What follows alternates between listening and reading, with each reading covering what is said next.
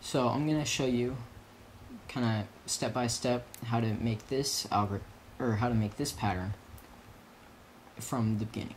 So let's go. Alright, so let's start from the beginning. To make that pattern, first, the only thing I do is use those algorithms. But one other thing that I do is, in order to use the algorithms to their full potential, you have to move pieces into the right spots. Let me kind of explain that a little better. Okay, so we need to move this corner, and this corner, and this corner. We need to rotate them all. So what we can do is move that there, move that there. So now we have that corner there, and that corner there. Now if you watched my patterns algorithms, I'm sure you know which algorithm to use to switch all the, to switch all the corners. I'm going to go slow enough for you to see what I'm doing, but still go kind of quickly because there's time limits on YouTube. So, as you can see, we successfully moved all the corners. Now, what we're going to do is we need to flip these corners so that the right colors are right here. So now we want red there. So we need to move it up. But we have to flip another corner. This one. So put it there.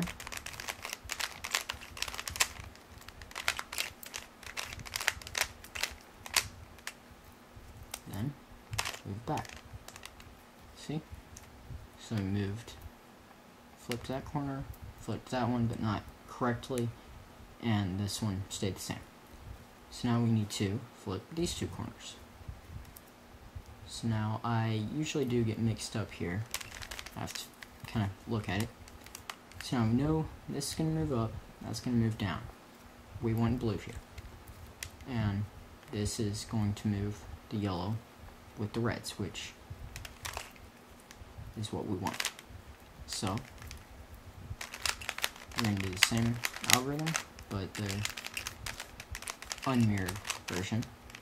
And then move that back, and you got that. You already have a pattern so far. Not an impressive one, but a pattern nonetheless. Now I usually switch these corners, or edges, I switch these edges. So now what I have to do is, I move that there, move that there. So now I have the three edges, I turn that around so that I can move them. And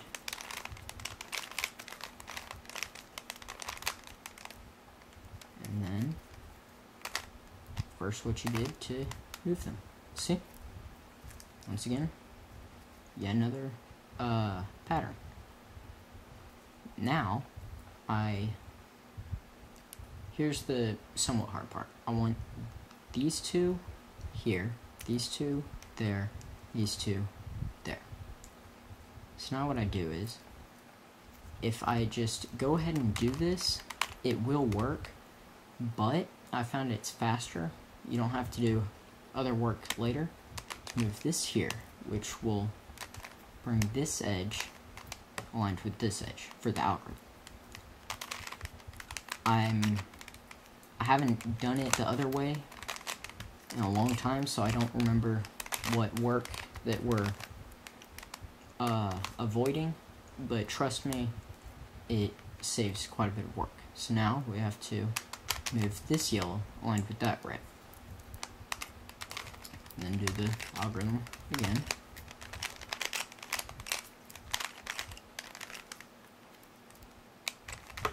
Move back. So now you have the reds in the right place, the yellows are here, and the blues are here. So now we can move these two. So yellows will be in the right place, and so will blues. So now you're going to go to the solved side, do the same exact thing.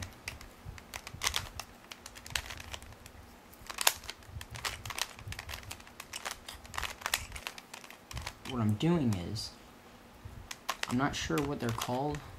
My friend told me that they're called commenters, that they're not algorithms, but they just work.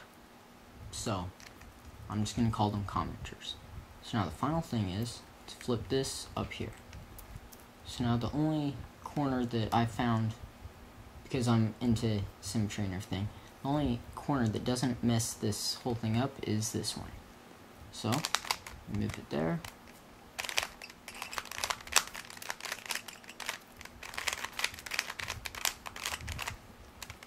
And move it back. There you go. You have that pattern, and you have another one. Not, I mean, it still is cool, or cool in its own way, but yeah, you can do stuff like that. Basically what I'm doing is notice how if I just did the algorithm to move these three edges, if I just did it right here, it would move these 3 edges. So all that I'm doing is moving the pieces that I want to move in the correct position for them to be affected by the algorithm.